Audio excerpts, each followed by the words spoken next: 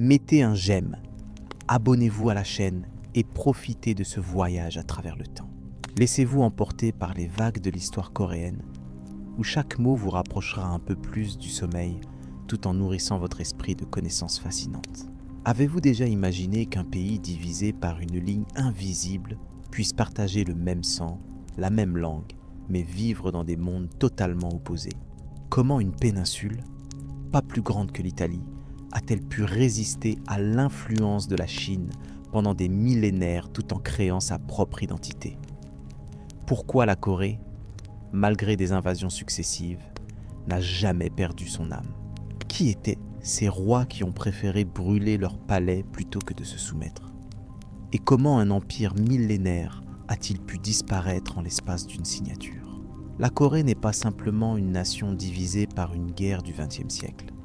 C'est un tableau complexe où chaque coup de pinceau raconte une histoire de survie, d'adaptation et de renaissance.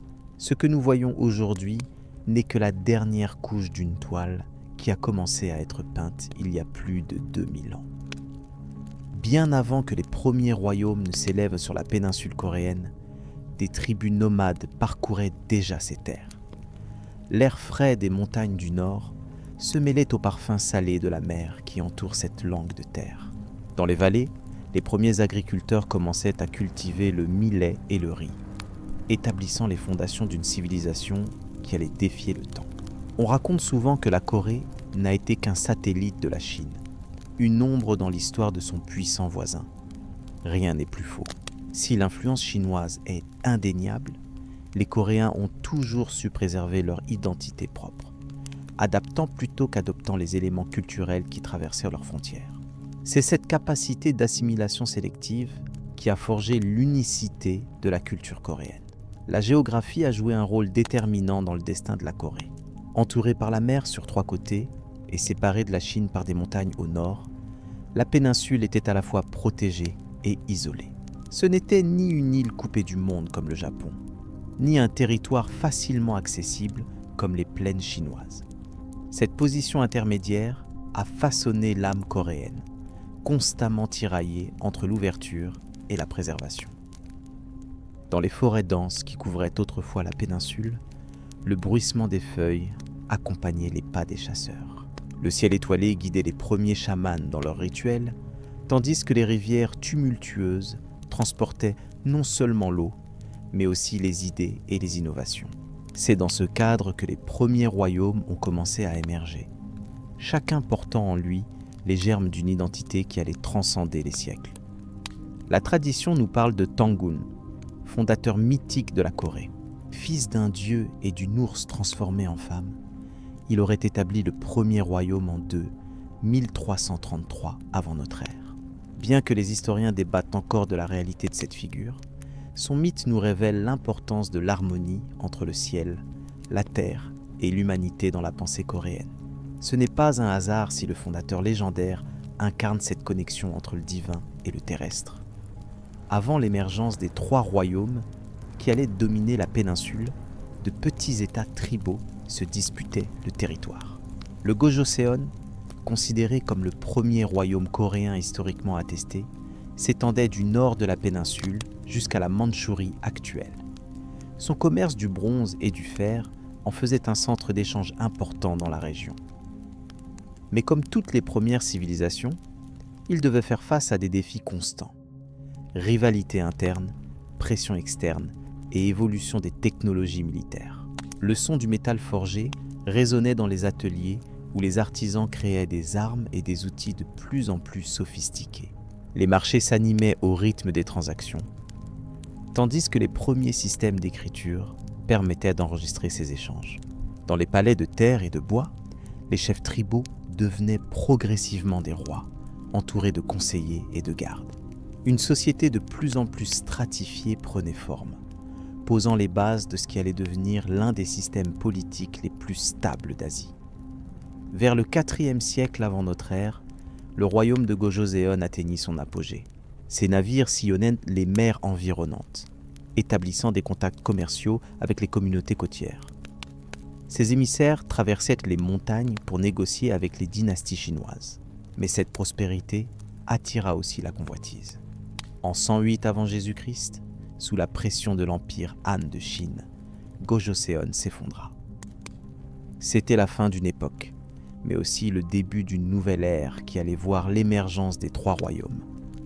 De la période de transition qui suivit la chute de Gojoseon émergèrent plusieurs États, dont la confédération de Samon dans le sud. Divisée en trois groupes, Mahan, Byonan et Jinan, cette confédération représentait une mosaïque de petits États semi-indépendants. Les liens de sang et les alliances matrimoniales y étaient souvent plus importants que les frontières territoriales. Dans ces sociétés, les chamans jouaient un rôle crucial, servant d'intermédiaire entre le monde des hommes et celui des esprits. L'odeur de l'encens se mêlait à celle du bois brûlé lors des cérémonies où les communautés se rassemblaient pour honorer leurs ancêtres. Les tambours battaient au rythme des danses rituelles, tandis que les chants s'élevaient vers les cieux. Ces pratiques, bien que transformées par les religions qui allaient plus tard pénétrer en Corée, n'ont jamais complètement disparu. Elles se sont fondues dans le tissu culturel coréen, créant cette spiritualité unique qui caractérise encore aujourd'hui la péninsule. À mesure que ces petits États se consolidaient, trois puissances émergèrent. Goguryeo au nord, Baekje au sud-ouest et Silla au sud-est. C'est le début de la période des trois royaumes, qui allait façonner de manière indélébile l'identité coréenne. Chacun de ces royaumes portait en lui une vision différente de ce que devait être la Corée, et leur rivalité allait donner naissance à certaines des plus grandes innovations culturelles, artistiques et technologiques de l'histoire coréenne. Le royaume de Goguryeo était le plus vaste des trois. S'étendant du nord de la péninsule coréenne jusqu'à la Mandchourie, il contrôlait des territoires stratégiques qui en faisaient un acteur incontournable de la région. Fondé en 37 avant notre ère par Jumong, un autre héros légendaire dont l'histoire est teintée de merveilleux, Goguryeo était un royaume guerrier. Sa position frontalière avec la Chine l'obligeait à maintenir une armée puissante et disciplinée. Dans les forteresses perchées sur les montagnes, les soldats de Goguryeo s'entraînaient sans relâche. Le tintement des épées qui s'entrechoquent et le galop des chevaux faisaient partie du paysage sonore quotidien. Les généraux, souvent issus de l'aristocratie, élaboraient des stratégies pour défendre leur territoire contre les incursions chinoises. Cette menace constante avait forgé un peuple fier et résistant, prêt à tout pour préserver son indépendance. En 612, l'empereur Sui Yangdi de Chine lança une invasion massive contre Goguryeo. Avec une armée d'1 million d'hommes, il pensait écraser rapidement ce royaume qu'il considérait comme un vassal rebelle. Mais sous la direction du général Eulji Mundeok, les forces de Goguryeo utilisèrent leur connaissance du terrain pour tendre des embuscades aux troupes chinoises. La bataille de Salsu reste l'une des plus grandes victoires militaires de l'histoire coréenne. Les soldats de Goguryeo ouvrirent les barrages en amont de la rivière, noyant des dizaines de milliers de soldats chinois piégés dans le lit asséché. Cette défaite fut si cuisante qu'elle contribua à la chute de la dynastie Sui en Chine. Les fresques qui ornent les tombes royales de Goguryeo témoignent de la sophistication de cette civilisation. Des scènes de chasse, de banquets et de batailles y sont représentées avec un réalisme saisissant. Les couleurs vives, rouge, bleu et vert, ont miraculeusement survécu au passage du temps, nous offrant un aperçu précieux de la vie quotidienne dans ce royaume ancien. Ces peintures murales, aujourd'hui classées au patrimoine mondial de l'UNESCO, révèlent une société hiérarchisée mais dynamique, où les arts occupaient une place importante malgré la priorité donnée aux affaires militaires. Au sud-ouest de la péninsule s'étendait le royaume de Baekje, fondé selon la tradition en 18 avant Jésus-Christ par Honjo. Plus petit que Goguryeo, Baekje compensait cette faiblesse relative par une diplomatie habile et un développement culturel remarquable. Ses relations avec le Japon étaient particulièrement étroites, au point que certains historiens suggèrent que la famille impériale japonaise aurait des origines Baekje. Dans les ports de Baekje, les navires chargés de soie, de céramique et de manuscrits attendèrent les vents favorables pour traverser la mer du Japon. Les marchands y parlaient plusieurs langues, négociant avec des commerçants venus de Chine, du Japon et même d'Asie du Sud-Est. L'odeur des épices importées se mêlait à celle du poisson séché et du sel marin. Cette ouverture sur le monde avait fait de Baekje un royaume cosmopolite, où les influences étrangères étaient non seulement acceptées, mais recherchées. L'architecture de Baekje se distinguait par son élégance et sa légèreté. Les temples bouddhiques, introduits dès 384, étaient construits avec un souci d'harmonie avec le paysage environnant. La pagode en pierre du temple de Mireuksa, dont les vestiges subsistent encore aujourd'hui, témoigne de cette recherche d'équilibre entre la verticalité symbolisant l'élévation spirituelle et l'horizontalité représentant l'ancrage terrestre. Les toits incurvés semblaient flotter au-dessus des bâtiments, créant une impression de légèreté qui contrastait avec la solidité des matériaux utilisés. La céramique de Baekje est considérée comme l'une des plus raffinées de son époque. Les potiers avaient développé des techniques permettant d'obtenir un grès d'une finesse exceptionnelle. Les pièces les plus précieuses étaient recouvertes d'un émail bleu-vert, dont la formule reste encore partiellement mystérieuse pour les céramistes modernes. Ces objets n'étaient pas seulement utilitaires.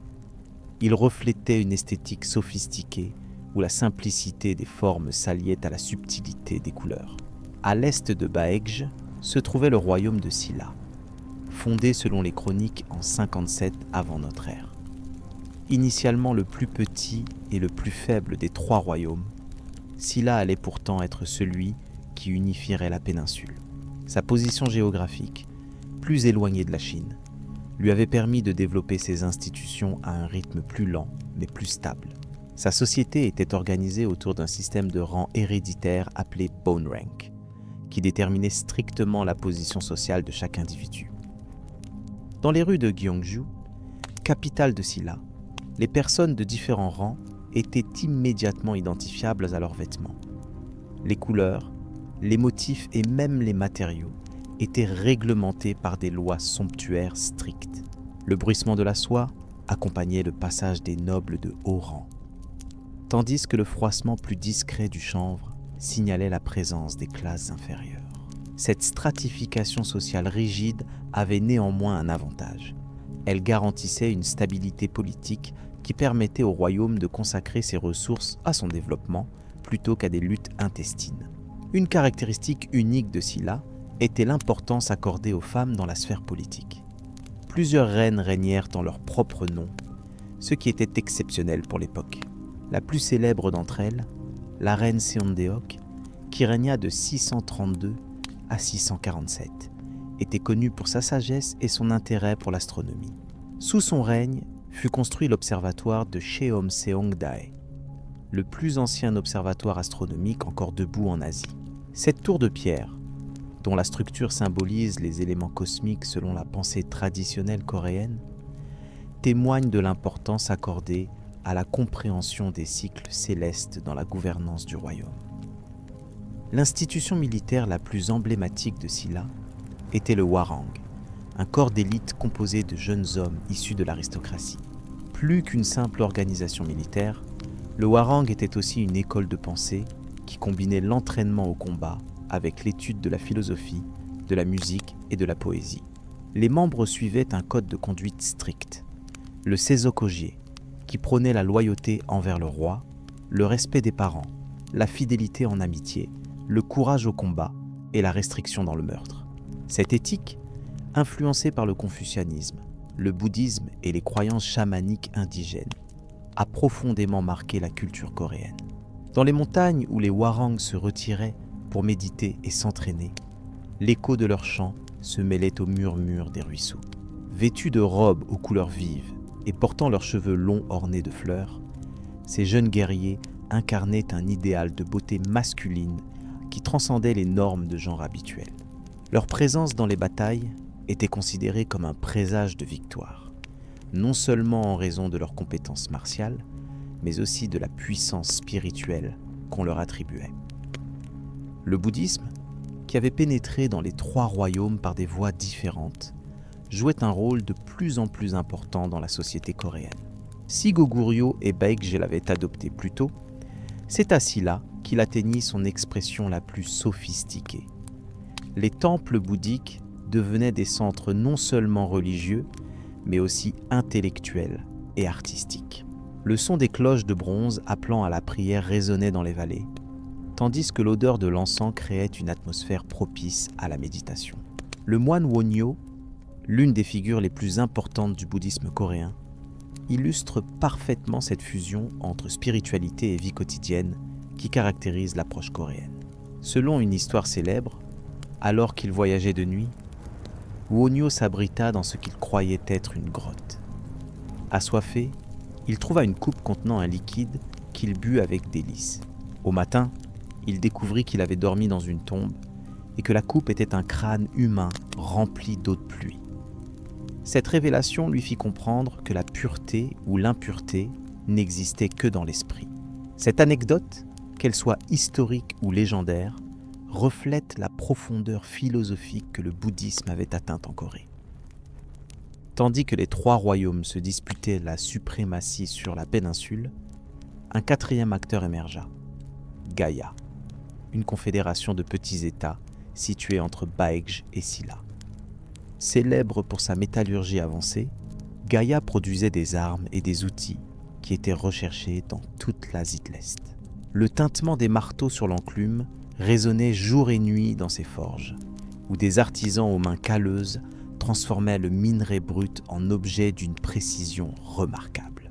Malgré son importance économique, Gaya ne put résister à l'expansion de ses voisins et fut finalement annexé par Silla en 562.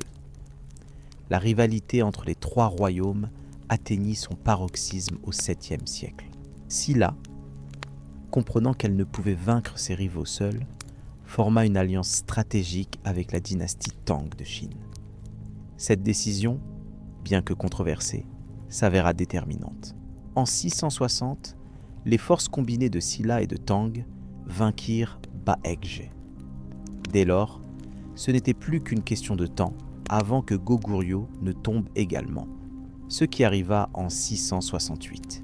Mais l'alliance avec Tang n'était qu'un moyen pour Silla d'atteindre son objectif d'unification. Une fois ses rivaux éliminés, Silla se retourna contre ses alliés chinois. Sous la direction du général Kim Myu-sin, les forces de Silla repoussèrent les Tang hors de la péninsule. En 676, Silla contrôlait la majeure partie de la Corée, à l'exception des régions les plus septentrionales. C'était la naissance de la Silla unifiée, qui allait régner pendant près de 3 siècles. L'unification permit une période de paix et de prospérité sans précédent. Libérée des guerres incessantes, Silla put consacrer ses ressources au développement culturel et économique. La capitale, Gyeongju, devint l'une des villes les plus peuplées et les plus sophistiquées du monde médiéval. Ses rues s'animaient au rythme des festivités religieuses et des cérémonies royales. Les marchés regorgeaient de produits venus de toute l'Asie, tandis que les ateliers produisaient des objets d'art d'une beauté exceptionnelle. La couronne en or de Silla, avec ses branches délicates ornées de pendentifs en forme de feuilles qui teintent au moindre mouvement, est emblématique du raffinement atteint par les orfèvres de cette époque. Dans les tombes royales de Gyeongju, des milliers d'objets précieux ont été découverts. Coupes en argent ciselé, miroirs en bronze poli, bijoux sertis de jade et de perles.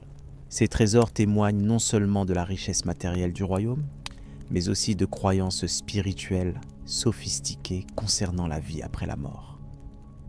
L'architecture bouddhique de Silla atteignit son apogée avec la construction du temple de Bulguksa et de la grotte de Seoguram. Bulguksa, dont le nom signifie « temple du pays de Bouddha », était conçu comme une représentation terrestre du paradis bouddhique. Ces ponts de pierre, symbolisant le passage du monde de l'ignorance à celui de l'illumination.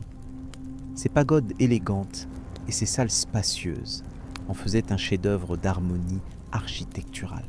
À quelques kilomètres de là, creusée dans la montagne, la grotte artificielle de Seoguram abritait une statue de Bouddha d'une sérénité exceptionnelle, entourée de bas-reliefs représentant bodhisattvas et disciples.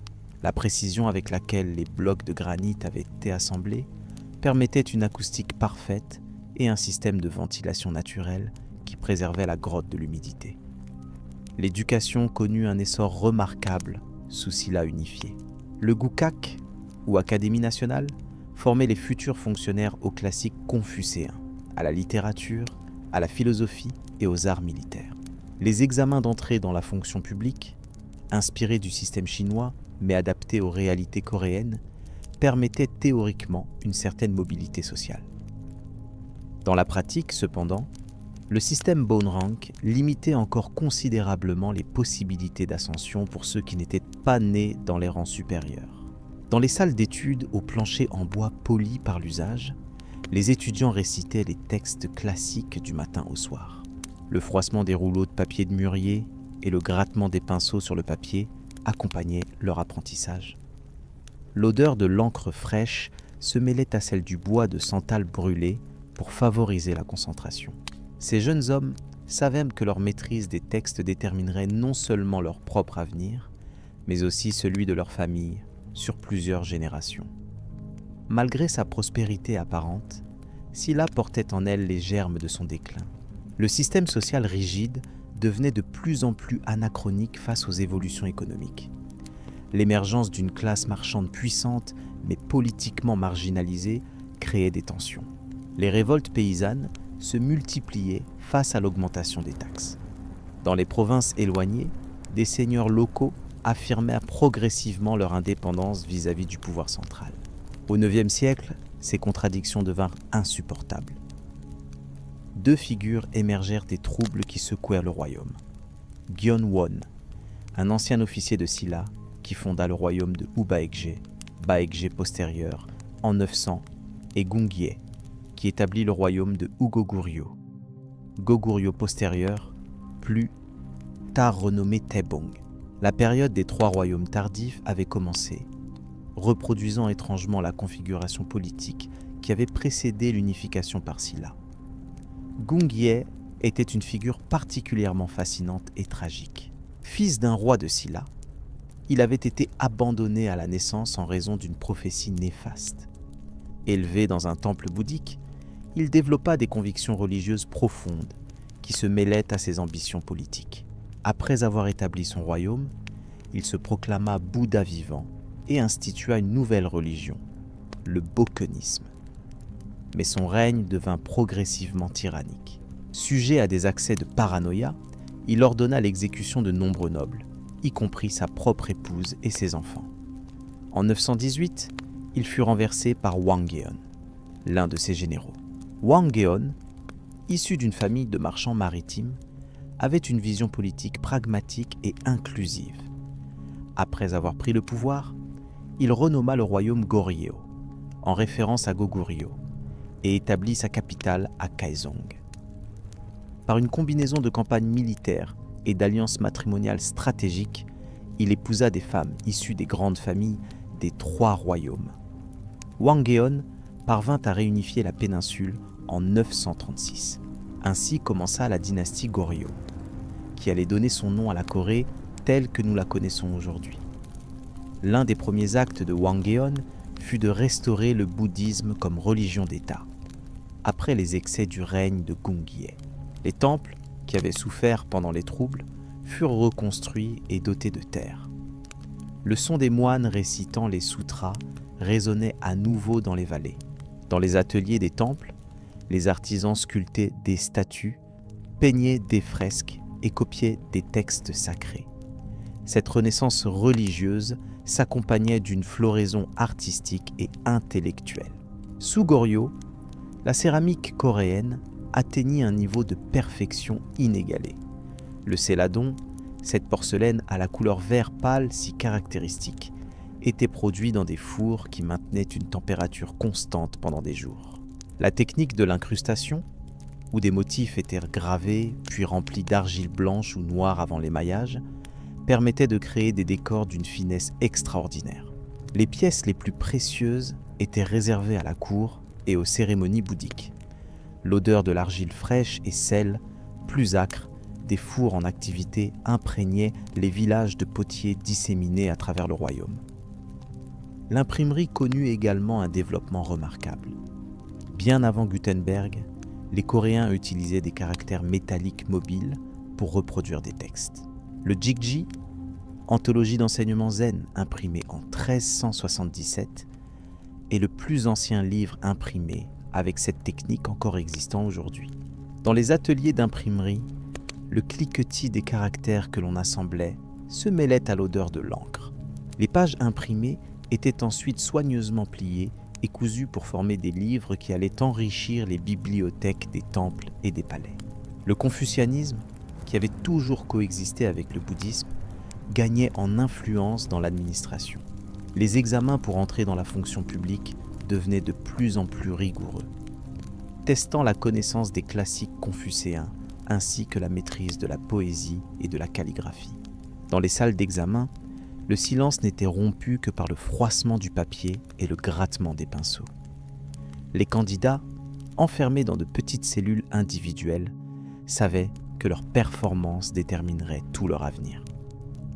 Malgré cette prospérité culturelle, Goryeo devait faire face à des menaces extérieures constantes.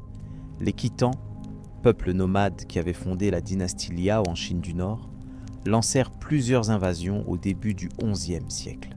Le général Gang Gamchan les repoussa brillamment, notamment lors de la bataille du fleuve Guju en 1011, où il utilisa une tactique de repli simulée pour attirer l'ennemi dans un piège.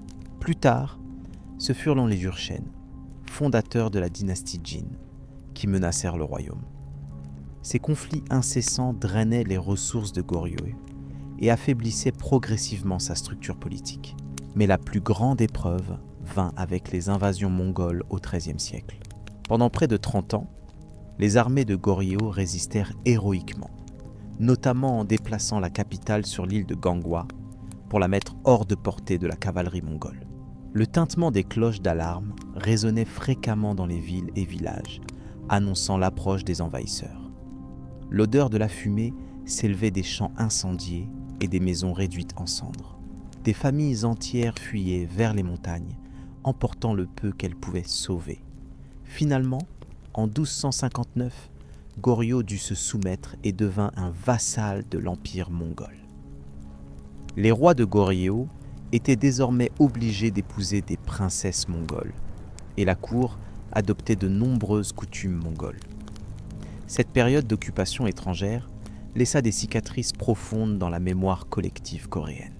Pourtant, même dans ces circonstances difficiles, la culture coréenne continua à se développer, intégrant certains éléments mongols tout en préservant son essence. C'est durant cette période que fut achevé le Tripitaka Coreana, l'ensemble complet des écritures bouddhiques, gravées sur plus de 80 000 blocs de bois. Ce projet monumental, entrepris initialement pour invoquer la protection divine contre les envahisseurs, devint un trésor culturel inestimable. Les blocs, conservés au temple de Haeinsa, sont remarquables non seulement par la qualité de leur calligraphie, mais aussi par leur préservation exceptionnelle, due à l'ingéniosité architecturale du bâtiment qui les abrite, conçu pour maintenir une température et une humidité constantes.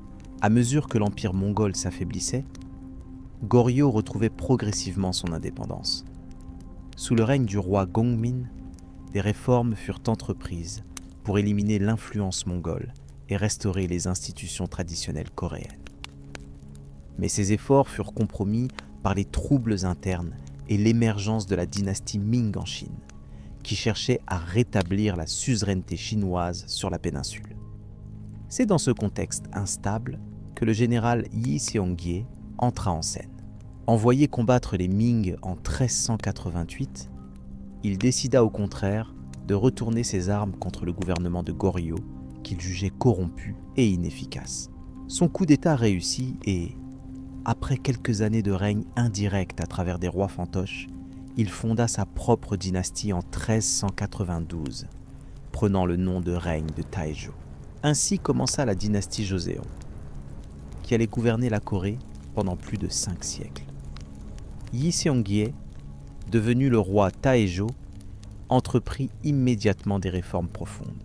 Contrairement à Goryeo qui s'appuyait principalement sur le bouddhisme, Joseon adopta le néo-confucianisme comme idéologie officielle. Cette philosophie, qui mettait l'accent sur l'ordre social, la hiérarchie et les rituels, allait façonner tous les aspects de la société coréenne. Le bouddhisme fut progressivement marginalisé, les terres des temples confisquées et les moines forcés de se retirer dans les montagnes. La nouvelle capitale, Hanyang, l'actuelle Séoul, fut construite selon les principes du Feng Shui, entourée de montagnes et traversée par la rivière Han. Dans les rues fraîchement tracées, le bruit des chariots se mêlait aux cris des marchands et aux conversations animées des passants.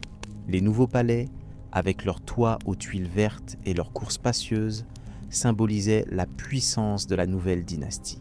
L'odeur du bois fraîchement coupé et de la pierre nouvellement taillée témoignait de l'ampleur des travaux de construction. L'une des réalisations les plus remarquables des débuts de la période Joseon fut la création du Hangul, l'alphabet coréen, par le roi Sejong le Grand. Jusqu'alors, les Coréens utilisaient des caractères chinois, qui étaient mal adaptés à leur langue et dont l'apprentissage était long et difficile, réservant de fait l'alphabétisation à une élite. Le Hangul, simple et scientifique, fut conçu pour que même une femme ordinaire puisse l'apprendre facilement. Chaque lettre représentait une position des organes vocaux lors de la prononciation, ce qui en faisait un système d'une logique extraordinaire. Pourtant, l'adoption du Hangul fut lente. Les lettrés, fiers de leur maîtrise des caractères chinois qui symbolisaient leur statut, méprisaient ce nouvel alphabet qu'ils qualifiaient d'écriture vulgaire. Pendant des siècles, le Hangul fut principalement utilisé par les femmes, les marchands et pour la littérature populaire, tandis que les documents officiels et les textes savants continuaient à être rédigés en chinois classique. Ce n'est qu'à la fin du XIXe siècle que le Hangul fut pleinement reconnu comme l'écriture nationale coréenne. Le règne du roi Sejong, qui s'étendait de 1418 à 1450, est considéré comme l'âge d'or de Joseon. Outre la création du Hangul, cette période vit des avancées significatives dans les domaines de l'astronomie, de la médecine et des technologies agricoles. Le Jagyongnu, une horloge à eau d'une précision remarquable, et le Homgyeongaknu, une horloge astronomique qui indiquait non seulement l'heure mais aussi les mouvements du Soleil, de la Lune et des planètes, témoignent du niveau scientifique atteint sous son règne. Dans les observatoires royaux, les astronomes scrutaient le ciel nocturne à travers des instruments de bronze finement calibrés. Le grincement des mécanismes d'horlogerie se mêlait au bruissement des robes des savants qui discutaient de leurs observations. Ces recherches n'étaient pas simplement académiques. Dans une société agricole, la précision du calendrier était cruciale pour déterminer les périodes de plantation et de récolte. Le système politique de Joseon était centré autour du roi. Mais celui-ci était entouré de 3 conseils principaux. Le conseil d'État, le conseil de censure et le conseil des inspecteurs. Ces institutions, dominées par les Yangban, l'aristocratie lettrée, servaient à la fois à assister le souverain et à limiter son pouvoir. Les débats au sein de ces conseils pouvaient être passionnés, les différentes factions défendant leur vision politique avec véhémence. Le frottement des robes de soie et le claquement des éventails ponctuaient ces discussions où la maîtrise de la rhétorique était aussi importante que la connaissance des classiques. La société joséenne était strictement hiérarchisée, avec 4 classes principales. Les Yangban au sommet, suivis des Shungen, classe moyenne de techniciens et d'administrateurs. Des Sangman, roturiers, principalement paysans et artisans, et des Sapatmans, Shunman, classe la plus basse, incluant les esclaves et les professions considérées comme impures. La mobilité sociale était extrêmement limitée, bien que les examens pour la fonction publique offrissent théoriquement une voie d'ascension. Dans les villages, où vivait la majorité de la population, le rythme de la vie était dicté par les saisons agricoles. Au printemps, le parfum des fleurs de prunier annonçait le début des plantations. L'été apportait le bourdonnement incessant des insectes et l'odeur de la terre chauffée par le soleil. L'automne était marqué par l'activité frénétique des récoltes, tandis que l'hiver ralentissait le tempo.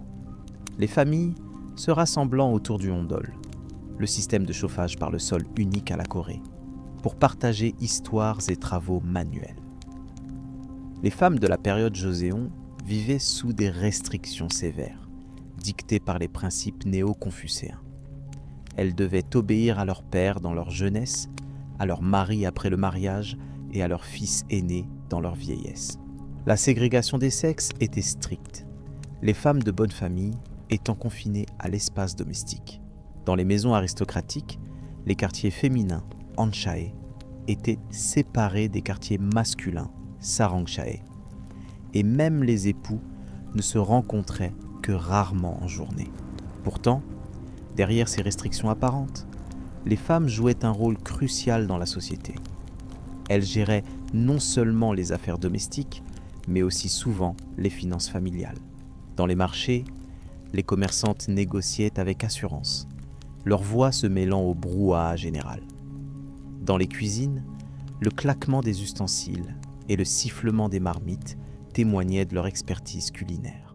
Et dans l'intimité des chambres, elles transmettaient aux enfants les valeurs et les connaissances qui perpétuaient la culture coréenne. La littérature féminine de cette période, écrite principalement en hangul, offre un aperçu précieux de la vie intérieure des femmes coréennes. Les poèmes de Hwang Jini, célèbre gisaeng, équivalent coréen des geishas, expriment avec une sensibilité aiguë les joies et les peines de l'amour. Les journaux intimes de dames de la cour révèlent leurs observations acérées sur les intrigues politiques. Ces textes, longtemps négligés par l'historiographie officielle dominée par les hommes, sont aujourd'hui reconnus comme des contributions essentielles au patrimoine littéraire coréen. La paix relative dont jouissait Joseon fut brutalement interrompue par les invasions japonaises de 1592 à 1598. Sous la direction du général Toyotomi Hideyoshi, qui avait récemment unifié le Japon, une armée de 160 000 hommes débarqua à Busan. Mal préparées après des décennies de paix, les forces coréennes furent rapidement submergées. En quelques mois, les Japonais avaient capturé Séoul et Pyongyang. La résistance coréenne s'organisa cependant sous diverses formes. L'amiral Yi Sun-sin, avec sa flotte de bateaux tortues, Geobukseon, les premiers navires cuirassés au monde, remporta une série de victoires navales décisives qui coupèrent les lignes d'approvisionnement japonaises. Dans les montagnes, des moines guerriers comme Seozan Daesa menaient des actions de guérilla. Et l'intervention des forces Ming de Chine contribua finalement à repousser les envahisseurs. Mais le prix de cette victoire fut terrible. Des villes entières avaient été réduites en cendres, des cultures détruites, des populations massacrées ou déportées au Japon. Les ateliers où étaient produits céramiques et métaux précieux furent particulièrement ciblés, les artisans étant capturés pour transmettre leur savoir-faire au Japon. Le son des lamentations se mêlait à celui des pelles creusant des tombes communes. L'odeur de la mort imprégnait le pays dévasté. À peine la Corée commençait-elle à se relever de cette catastrophe qu'une nouvelle menace apparut au nord. Les Yurchen, sous la direction de Nurhaci, s'unifiaient et allaient bientôt fonder la dynastie Qing en Chine. Leur raid sur la frontière nord de la Corée préfigurait les invasions mandchoues de 1627 et 1636. Comme avec les Japonais, la résistance coréenne fut héroïque mais finalement vaine face à la supériorité numérique et tactique des envahisseurs. Le roi Injo, qui avait initialement soutenu la dynastie Ming contre les Qing, dut finalement se soumettre dans une cérémonie humiliante connue sous le nom de 3 génuflexions et 9 prosternations. Cette capitulation marqua le début d'une relation de vassalité avec la dynastie Qing, qui allait durer jusqu'à la fin du XIXe siècle. Pour beaucoup de Coréens, cet assujettissement à des barbares était encore plus difficile à accepter que les précédentes dominations chinoises, car les Mandchous étaient considérés comme culturellement inférieurs. Ces invasions successives renforcèrent la tendance isolationniste qui existait déjà dans la politique coréenne. Joseon se replia sur elle-même, limitant strictement ses contacts avec l'extérieur, à l'exception des missions diplomatiques officielles en Chine et des échanges commerciaux restreints avec le Japon via l'île de Tsushima. Cette politique valut à la Corée le surnom de royaume ermite, utilisé par les Occidentaux qui tentaient, sans succès, d'établir des relations commerciales avec la péninsule. Dans ce contexte d'isolement, la culture coréenne développa des caractéristiques uniques. L'art populaire, en particulier, connut un essor remarquable. Les peintures minhwa, avec leurs couleurs vives et leurs motifs symboliques, tigre, pie, pêche de longévité, ornaient les maisons ordinaires, apportant beauté et, croyait-on, protection spirituelle. Les masques utilisés dans les danses traditionnelles, souvent satiriques, permettaient d'exprimer des critiques sociales qui auraient été impossibles à formuler ouvertement. La céramique de la période Joseon tardive reflète également cette esthétique distinctive. Contrairement au céladon raffiné de Goryeo, la porcelaine blanche Baekja de Joseon se distingue par sa simplicité. Les formes épurées, les décors minimalistes, souvent en bleu cobalt, créent une impression de sérénité et d'équilibre. Cette esthétique, qui valorise la symétrie naturelle plutôt que la perfection formelle, a fortement influencé les mouvements artistiques modernes, notamment au Japon et en Occident. Le XVIIIe siècle vit l'émergence du mouvement Silac, études pratiques, une école de pensée qui remettait en question l'orthodoxie néo-confucéenne rigide et prônait des réformes basées sur l'observation empirique et l'utilité pratique. Des intellectuels comme Jang Yak-yong proposaient des réformes agraires, administratives et éducatives visant à améliorer les conditions de vie du peuple et à renforcer l'État. Dans leurs études, le bruissement des pages tournées se mêlait au crépitement des bougies qui brûlaient tard dans la nuit. Leurs idées, consignées dans des traités aux titres évocateurs comme Admonition sur la gouvernance ou Discours sur les 6 parasites, constituent un héritage intellectuel majeur de la période Joseon. La vie culturelle de cette époque était également marquée par l'émergence de nouvelles formes d'expression artistique. Le pansori, forme narrative de chant traditionnel, atteignit son apogée avec des œuvres comme Le chant de Chunyang, qui raconte l'histoire d'amour entre une jeune fille de basse extraction et le fils d'un gouverneur. Les performances de pansori pouvaient durer plusieurs heures. Le chanteur, Sorigun, alternant narration et chant accompagné uniquement d'un tambour. Sa voix, délibérément rauque et puissante, exprimait toute la gamme des émotions humaines, du désespoir le plus profond à la joie la plus exubérante. L'architecture connut également des développements significatifs. Les palais reconstruits après les invasions, comme Changdeokgung avec son jardin secret, Biwon, illustrent parfaitement la conception coréenne de l'harmonie entre les constructions humaines et l'environnement naturel. Contrairement aux palais chinois, imposants et symétriques, les palais coréens s'intègrent subtilement dans le paysage, suivant les contours du terrain plutôt que de les modifier.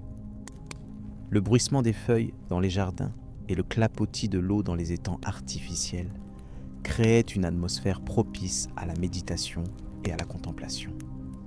Le XIXe siècle allait apporter de nouveaux défis.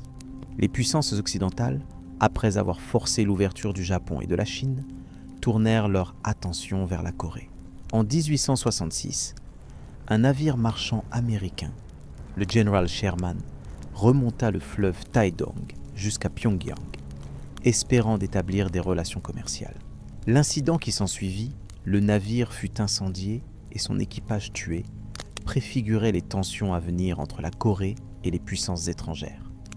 Face à ces pressions extérieures, la cour de Joseon était divisée. Le parti conservateur, mené par le clan Min, prônait le maintien de l'isolement et de l'alliance traditionnelle avec la Chine. Le parti progressiste, dont faisait partie le père du roi Gojong, le Daewon-gun, soutenait une politique de pays fort, armée forte, inspirée par le Japon de l'ère Meiji. Ces divisions internes affaiblissaient la capacité du royaume à répondre de manière cohérente aux menaces externes. En 1876, le Japon força la Corée à signer le traité de Ganghwa, ouvrant plusieurs ports au commerce japonais et accordant l'extraterritorialité aux ressortissants japonais. Ce traité inégal fut suivi d'autres accords similaires avec les puissances occidentales. Les États-Unis en 1882, le Royaume-Uni et l'Allemagne en 1883, 1883, la Russie et l'Italie en 1884. La Corée était désormais ouverte, mais dans des conditions qui compromettaient gravement sa souveraineté. Cette période vit l'introduction de nombreuses innovations occidentales en Corée. Le premier chemin de fer, reliant Séoul à Incheon, fut inauguré en 1899. Le premier journal moderne, le Hansong Sunbo, commença à apparaître en 1883. Des écoles occidentales, souvent fondées par des missionnaires chrétiens, introduisaient de nouvelles méthodes d'enseignement et des matières jusqu'alors inconnues. Dans les rues de Séoul, le bruit des rickshaws et des premières automobiles se mêlait désormais au son traditionnel des marchés et des ateliers d'artisans. Le christianisme, qui avait été introduit en Corée dès la fin du XVIIIe siècle par des lettrés coréens revenus de Pékin, connaissait une expansion significative malgré les persécutions périodiques. Les cloches des églises commençaient à se faire entendre dans certaines villes, tandis que les convertis se réunissaient discrètement dans des maisons privées pour étudier la Bible traduite en coréen. Cette religion étrangère attirait particulièrement les femmes et les membres des classes défavorisées, pour qui son message d'égalité spirituelle représentait une alternative attrayante à la hiérarchie rigide du néo-confucianisme. En 1894 éclata la guerre sino-japonaise, dont l'enjeu principal était le contrôle de la Corée. La victoire décisive du Japon marqua un tournant dans l'histoire de l'Asie de l'Est. La Chine, qui avait été la puissance dominante dans la région pendant des millénaires, cédait sa place au Japon, nouvellement modernisé. Pour la Corée, cette défaite de son suzerain traditionnel signifiait qu'elle tombait désormais dans la sphère d'influence japonaise. La reine Min, épouse du roi Gojong et figure centrale du parti pro-chinois, tenta de contrebalancer l'influence japonaise en se rapprochant de la Russie. Cette politique lui coûta la vie. En 1895, elle fut assassinée par des agents japonais qui pénétrèrent dans le palais Gyeongbokgung. Son corps fut brûlé dans le parc du palais et les cendres dispersées pour empêcher toute sépulture honorable. Cet acte brutal choqua profondément la nation coréenne et exacerba le sentiment anti-japonais. Après l'assassinat de la reine, le roi Gojong se réfugia à la légation russe, où il resta pendant 1 an. En 1897, il revint au palais et proclama la fondation de l'Empire coréen, signalant symboliquement la fin de la vassalité envers la Chine et affirmant l'indépendance complète de la Corée. Il prit le titre d'empereur Gwangmu et renomma l'ère Gwangmu, guerrier brillant, exprimant sa détermination à renforcer le pays face aux menaces extérieures. Mais ses efforts arrivaient trop tard. La rivalité entre la Russie et le Japon pour la domination en Extrême-Orient culmina avec la guerre russo-japonaise de 1904 à 1905. La victoire décisive du Japon lui donna carte blanche en Corée. En 1905, la Corée devint un protectorat japonais par le traité d'Eulsa, signé sous la contrainte. L'empereur Gojong tenta désespérément d'alerter la communauté internationale sur cette violation de la souveraineté coréenne, allant jusqu'à envoyer secrètement 3 émissaires à la conférence de paix de La Haye en 1907. Mais ces efforts furent vains. Les grandes puissances avaient déjà accepté la mainmise japonaise sur la Corée comme un fait accompli. En 1907, l'empereur Gojong fut forcé d'abdiquer en faveur de son fils, qui devint l'empereur Sunjong. 3 ans plus tard, le 22 août 1910, le traité d'annexion fut signé, mettant fin à l'indépendance de la Corée. La dynastie Joseon, qui avait régné pendant plus de 500 ans, s'achevait dans l'humiliation. Le dernier empereur fut contraint de remettre sa couronne et son sceau impérial au gouverneur général japonais, symbole d'un transfert de pouvoir qui n'avait rien de volontaire. La période coloniale japonaise, qui dura de 1910 à 1945, fut l'une des plus sombres de l'histoire coréenne. Dans les premières années, la politique japonaise visait à la pacification du pays, avec une répression brutale de toute opposition. Des milliers de Coréens furent arrêtés, torturés et exécutés pour avoir participé ou simplement sympathiser avec le mouvement indépendantiste. Le bruit des bottes des soldats japonais sur les pavés et les cris des prisonniers dans les centres de détention devinrent des sons familiers et terrifiants. Le 1er mars 1919, un mouvement de protestation pacifique éclata à travers tout le pays. Des millions de Coréens manifestèrent dans les rues, agitant le drapeau national interdit et criant « Vive l'indépendance de la Corée !» La réponse des autorités japonaises fut d'une violence extrême. Selon les estimations coréennes, plus de 7000 personnes furent tuées et des dizaines de milliers blessées ou emprisonnées. Le massacre de Jamri, où les soldats japonais enfermèrent les villageois dans une église avant d'y mettre le feu, devint emblématique de cette répression. Après le mouvement du 1er mars, les autorités coloniales adoptèrent une approche plus subtile, qualifiée de politique culturelle. Certaines restrictions furent assouplies. Des journaux en coréen furent autorisés, bien que strictement censurés, et quelques écoles coréennes purent rouvrir. Mais l'objectif fondamental restait l'assimilation forcée de la Corée et l'effacement de son identité nationale. La langue coréenne fut progressivement éliminée des programmes scolaires, remplacée par le japonais. Les noms coréens durent être changés pour des noms japonais. L'histoire coréenne fut réécrite pour présenter l'annexion comme l'aboutissement naturel et bénéfique des relations historiques entre les deux pays. Sur le plan économique, la colonisation japonaise apporta une modernisation significative, mais orientée principalement vers les intérêts de la métropole. Des infrastructures furent développées, chemins de fer, ports, réseaux électriques, mais principalement pour faciliter l'exploitation des ressources coréennes. Dans les usines nouvellement construites, le bruit assourdissant des machines ne cessait presque jamais, les ouvriers travaillant dans des conditions extrêmement dures pour des salaires misérables. Dans les campagnes, les paysans coréens voyèrent une part croissante de leurs récoltes exportées vers le Japon, tandis qu'eux-mêmes souffraient souvent de la faim. À partir des années 30, avec la montée du militarisme au Japon et le début de la guerre en Chine, la pression sur la population coréenne s'intensifia. La mobilisation pour l'effort de guerre touchait tous les aspects de la vie. Des centaines de milliers de Coréens furent enrôlés de force comme travailleurs dans les mines et les usines au Japon et dans les territoires occupés. Environ 200 000 femmes, principalement jeunes et issues de milieux défavorisés, furent contraintes à l'esclavage sexuel dans les maisons de réconfort. Pour l'armée japonaise, une blessure historique qui n'est toujours pas cicatrisée aujourd'hui. La Seconde Guerre mondiale mit fin à la domination japonaise sur la Corée, mais pas de la manière dont les patriotes coréens l'avaient espéré. Après la capitulation du Japon, le 15 août 1945, la péninsule fut divisée le long du 38e parallèle. Le nord, occupé par les soviétiques, le sud par les Américains. Cette division, initialement présentée comme temporaire, allait devenir l'une des frontières les plus fortifiées et les plus dangereuses du monde. Dans le chaos de l'immédiat après-guerre, les forces politiques coréennes tentèrent de s'organiser.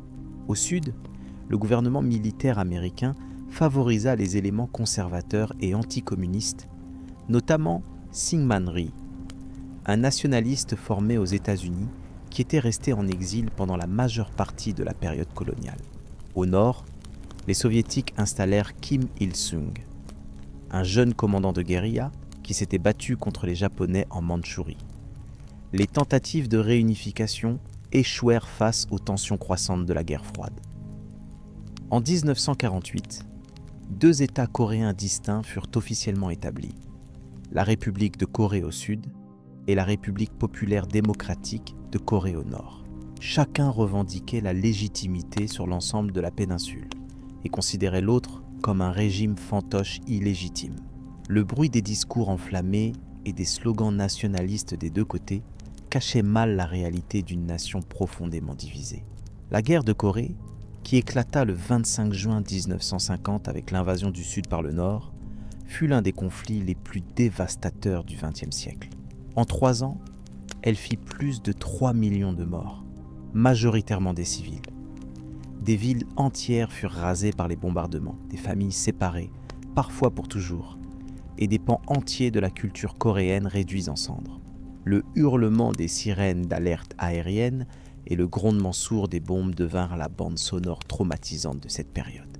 L'armistice signé le 27 juillet 1953 n'était pas un traité de paix, mais un simple cessez-le-feu, qui laissait la péninsule divisée le long d'une ligne de démarcation militaire traversant approximativement le 38e parallèle. De chaque côté de cette frontière, fortement militarisée et minée, les deux Corées allaient suivre des trajectoires radicalement différentes au cours des décennies suivantes. La Corée du Sud des années 50 et 60 était un pays dévasté par la guerre, politiquement instable et économiquement dépendant de l'aide américaine. Sous le régime autoritaire de Syngman Rhee, les libertés politiques étaient sévèrement restreintes et la corruption endémique. Dans les bidonvilles qui entouraient les villes, le crépitement des feux de fortune réchauffait à peine les réfugiés qui avaient tout perdu. L'odeur de la pauvreté, un mélange de charbon de mauvaise qualité, d'égouts à ciel ouvert et de nourriture rare, imprégnait les quartiers populaires. La situation commença à changer avec l'arrivée au pouvoir du général Park Chung-hee, suite à un coup d'État en 1961. Malgré son autoritarisme, Park lança un ambitieux programme de développement économique qui transformera la Corée du Sud de façon spectaculaire. Avec ses plans quinquennaux successifs, il orienta l'économie vers l'industrialisation et l'exportation, encourageant l'émergence des chaebols, ces conglomérats familiaux comme Samsung, Hyundai et LG qui dominent encore aujourd'hui l'économie sud-coréenne. Dans les nouvelles zones industrielles, les usines tournaient 24 heures sur 24, les ouvriers travaillant de longues heures dans des conditions souvent difficiles. Le bruit des machines, le cliquetis des métiers à tisser et le grincement des grues dans les chantiers navals formaient la symphonie du miracle du fleuve Han. Cette transformation économique fulgurante qui allait faire de la Corée du Sud l'une des économies les plus dynamiques du monde. Ce développement économique s'accompagnait d'une urbanisation rapide qui transformait le paysage social. Des villages entiers se vidaient de leur population jeune, attirés par les emplois industriels des grandes villes. Séoul, en particulier, connaissait une croissance exponentielle, ses gratte-ciels modernes remplaçant progressivement les quartiers traditionnels aux toits de tuiles. L'odeur du béton frais et de l'asphalte chaud témoignait de cette métamorphose urbaine accélérée. Politiquement, cependant, la Corée du Sud restait sous le joug d'un régime autoritaire. L'assassinat de Park Chung-hee en 1979 fut suivi d'une brève période de libéralisation, rapidement interrompue par un nouveau coup d'État militaire mené par le général Chun Doo-hwan. La répression sanglante du soulèvement de Gwangju en mai 1980, où des centaines de manifestants pro-démocratie furent massacrés, marqua profondément la conscience nationale sud-coréenne. Ce n'est qu'à la fin des années 80 que la Corée du Sud s'engagea véritablement sur la voie de la démocratisation. Les Jeux olympiques de Séoul en 1988, qui placèrent le pays sous les projecteurs internationaux, accélérèrent cette transition. Les premières élections présidentielles véritablement démocratiques eurent lieu en décembre 1987, portant au pouvoir Roh Tae-wook, un ancien général qui avait néanmoins promis des réformes. Les manifestations étudiantes et ouvrières qui avaient ébranlé le régime militaire les années précédentes avaient fini par porter leurs fruits.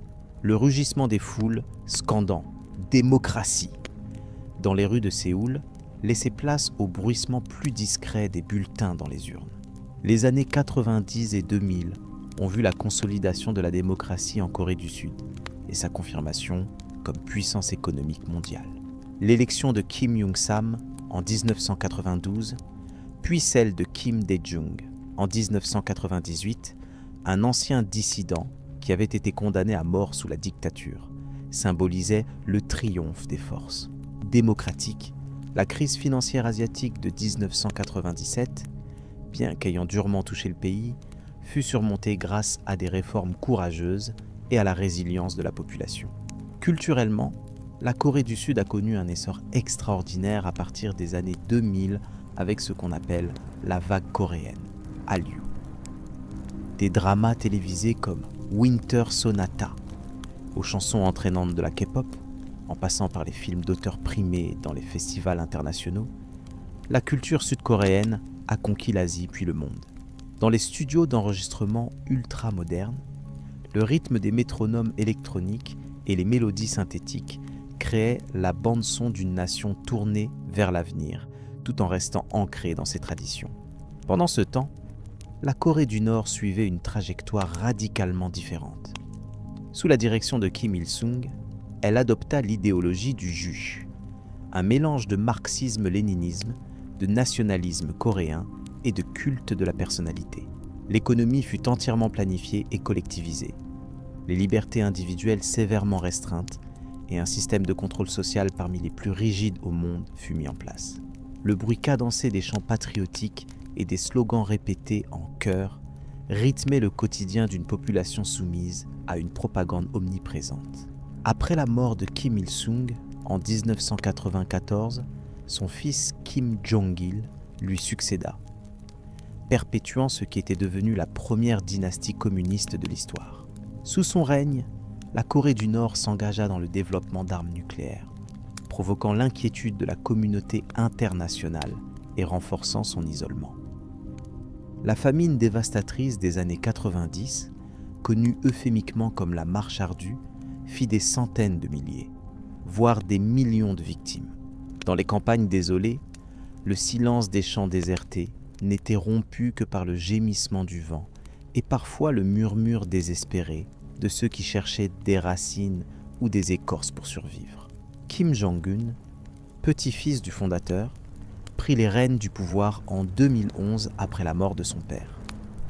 Malgré les espoirs initiaux de réforme, il a maintenu le cap autoritaire tout en accélérant le programme nucléaire et balistique du pays.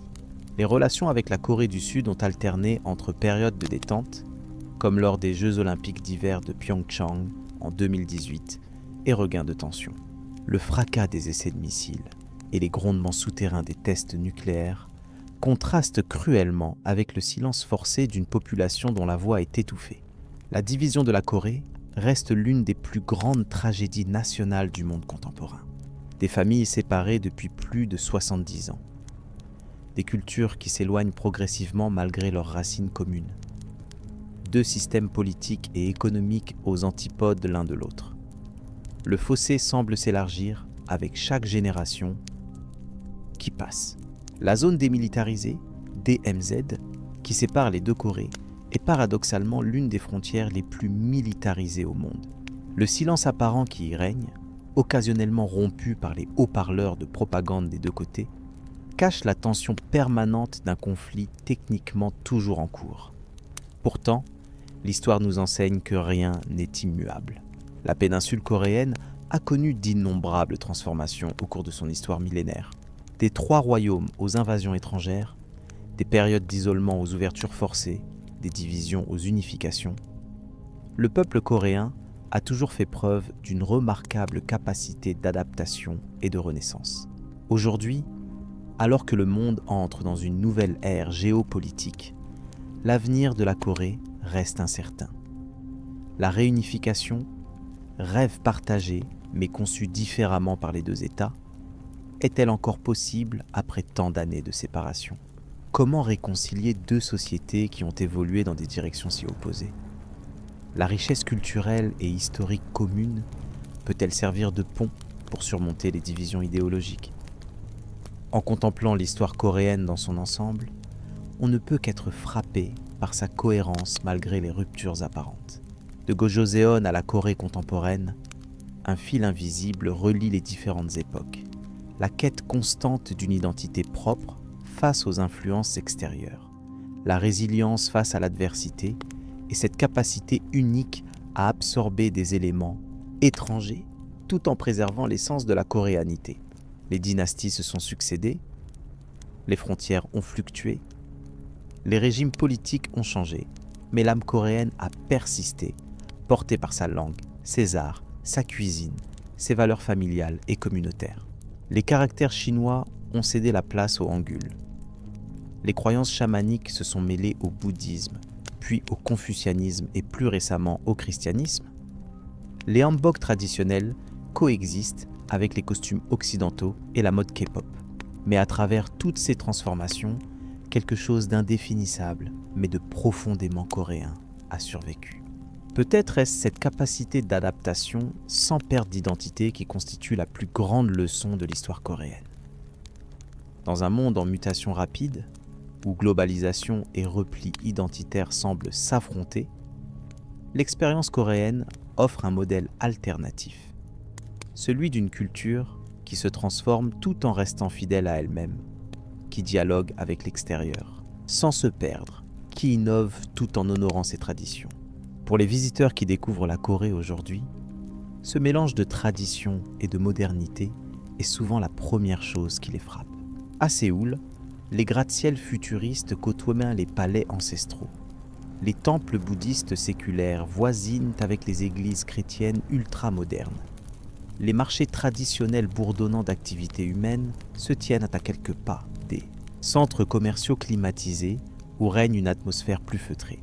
Cette coexistence n'est pas le fruit du hasard, mais le résultat d'une histoire complexe où préservation et adaptation ont toujours été en équilibre dynamique. La cuisine coréenne illustre parfaitement cette continuité dans le changement.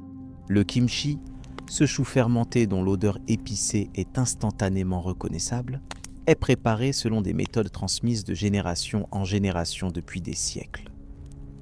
Pourtant, il évolue constamment, intégrant de nouveaux ingrédients, s'adaptant au goût contemporain tout en conservant son essence. Dans les restaurants modernes de fusion, comme dans les échoppes de rue traditionnelles, le crépitement des plats sur le grill et les effluves de gingembre, d'ail et de piment créent une expérience sensorielle qui relie le présent au passé. La technologie, domaine où la Corée du Sud excelle particulièrement, révèle également cette synthèse unique entre innovation et tradition. Les entreprises coréennes comme Samsung ou LG sont à la pointe de la recherche et du développement mondial. Mais leur fonctionnement interne reflète souvent des valeurs hiérarchiques et communautaires profondément ancrées dans l'héritage confucéen. Le cliquetis des claviers dans les bureaux high-tech de Gangnam s'accompagne parfois de rituels d'entreprise qui auraient été familiers aux fonctionnaires de la cour de Joseon. L'éducation, valeur cardinale de la société coréenne depuis l'époque des examens confucéens, reste aujourd'hui un domaine où tradition et modernité s'entremêlent. La pression académique intense que connaissent les jeunes Coréens, symbolisée par les Hagwons, ces académies privées où les étudiants poursuivent leurs études bien après la fin de la journée scolaire officielle, puise ses racines dans une culture millénaire qui valorise le savoir et la persévérance. Le bruissement des pages tournées tard dans la nuit et le chuchotement des étudiants répétant leurs leçons font écho aux pratiques des candidats aux examens d'État de l'époque Joseon. La spiritualité coréenne contemporaine reflète elle aussi cette capacité à intégrer différentes influences. Dans de nombreux foyers, on peut trouver à la fois un autel pour les ancêtres, héritage des pratiques chamaniques et confucéennes, et des symboles chrétiens. Les rituels traditionnels, comme le Geza, cérémonie d'offrande aux ancêtres, coexistent avec la fréquentation des églises ou des temples. Lors des grandes fêtes comme Seolal, Nouvel An lunaire, ou Chuseok, fête de la moisson, le murmure des prières ancestrales se mêle parfois aux chants chrétiens, créant une symphonie spirituelle unique au monde. L'art coréen contemporain est également emblématique de cette synthèse créative. Des peintres comme Park Seo-bo, avec son mouvement Dansekwa, monochrome, puisent dans les techniques de méditation bouddhiste et la calligraphie traditionnelle tout en dialoguant avec les courants artistiques internationaux. Le froissement subtil des papiers traditionnels hanji et le glissement du pinceau sur la toile créant des œuvres qui transcendent les catégories d'oriental et d'occidental, d'ancien et de moderne. Le cinéma coréen, qui a gagné une reconnaissance mondiale avec des films comme Parasite de Bong Joon-ho, premier film non anglophone à remporter l'Oscar du meilleur film, illustre également cette capacité à créer un langage universel tout en restant profondément ancré dans les réalités coréennes. Les thématiques de la division sociale, des traumatismes historiques, des tensions familiales qui traversent ces œuvres sont indissociables de l'expérience coréenne spécifique, mais leur résonance dépasse largement les frontières de la péninsule. La K-pop, phénomène culturel global du XXIe siècle, représente peut-être l'exemple le plus éclatant de cette globalisation à la coréenne. Derrière l'apparence ultra-moderne et internationale de groupes comme BTS ou Blackpink se cache un système d'apprentissage rigoureux qui rappelle la formation des Hwarang de Silla ou des fonctionnaires de Joseon. La discipline, le respect de la hiérarchie, l'importance du collectif. Ces valeurs traditionnelles coréennes sont réinventées dans un contexte contemporain et mondial. Le rythme électronique des chansons de K-pop, ponctué de paroles mêlant coréen et anglais, crée une nouvelle forme d'expression culturelle hybride qui conquiert le monde tout en restant intrinsèquement coréenne. Cette capacité à naviguer entre tradition et modernité, entre préservation de l'identité et ouverture au monde, n'est pas née du néant. Elle s'est forgée à travers les épreuves d'une histoire mouvementée, où chaque défi a renforcé la résilience du peuple coréen et affiné sa capacité d'adaptation. Les invasions successives, l'occupation coloniale, la guerre fratricide, les dictatures, les crises économiques, chacun de ces traumatismes aurait pu briser l'esprit national, mais a au contraire contribué à le renforcer. Quand on observe l'histoire coréenne dans son ensemble, on discerne des cycles de contraction et d'expansion, d'isolement et d'ouverture, qui ont rythmé son développement. À des périodes d'introversion comme celle du royaume ermite de la fin de Joseon, ont succédé des phases d'extraversion, volontaires ou forcées. Cette alternance a créé une dynamique unique où l'identité nationale a été constamment redéfinie tout en maintenant un noyau stable de valeurs et de pratiques. La période actuelle semble être caractérisée par un mouvement d'expansion culturelle sans précédent, où l'influence coréenne rayonne bien au-delà de ses frontières. La vague coréenne n'est pas simplement un phénomène commercial ou diplomatique, c'est l'expression d'une civilisation qui, après des siècles de défis existentiels, affirme sa place unique dans le concert mondial des cultures. Cette affirmation ne se fait pas sans tension ni contradiction. La société sud-coréenne contemporaine fait face à des défis considérables. Vieillissement démographique, inégalité économique croissante, pression du conformisme social, compétition académique et professionnelle exacerbée. Le bruissement anxieux des conversations dans les cafés de Séoul, où jeunes professionnels et étudiants discutent de leur avenir incertain, témoigne de ces préoccupations. La Corée du Nord, quant à elle, reste enfermée dans un système qui prive sa population des libertés fondamentales et du développement que connaît sa sœur du Sud. Et pourtant, en contemplant le chemin parcouru depuis les huttes néolithiques des premiers habitants de la péninsule jusqu'aux villes intelligentes d'aujourd'hui, on ne peut qu'être impressionné par la trajectoire extraordinaire de cette civilization. Des poteries aux céladons raffinés de Goryeo, des premières forges de Gaïa aux semi-conducteurs de Samsung, des charrettes tirées par des bœufs au train à grande vitesse KTX, des manuscrits en écorce de bouleau au webtoon lus sur smartphone. Chaque étape de cette évolution porte l'empreinte d'un peuple qui n'a jamais cessé de se réinventer tout en restant fidèle à son essence. L'histoire nous enseigne que les empires les plus puissants finissent par décliner, que les frontières les plus infranchissables finissent par s'effacer, que les divisions les plus profondes finissent par se résorber. La péninsule coréenne, qui a connu tant de configurations politiques différentes au cours de son histoire, pourrait-elle un jour retrouver son unité? Et sous quelle forme? Ces questions restent ouvertes, mais l'histoire coréenne nous offre quelques clés pour imaginer l'avenir. La capacité d'adaptation sans perte d'identité, cette alchimie culturelle unique qui transforme les influences extérieures en expressions authentiquement coréennes, pourrait bien être le catalyseur d'une nouvelle phase dans l'histoire de la péninsule. En attendant, les deux Corées poursuivent leurs chemins séparés, l'une innovant dans presque tous les domaines de l'activité humaine, tout en préservant ses traditions, l'autre figée dans un système anachronique, mais portant elle aussi l'héritage d'une culture millénaire. Entre elles, la zone démilitarisée est devenue ironiquement l'une des réserves naturelles les plus préservées au monde, où des espèces disparues ailleurs prospèrent dans ce no man's land involontaire. Peut-être y a-t-il là une métaphore de l'histoire coréenne elle-même. Dans les espaces les plus improbables, la vie trouve toujours un chemin.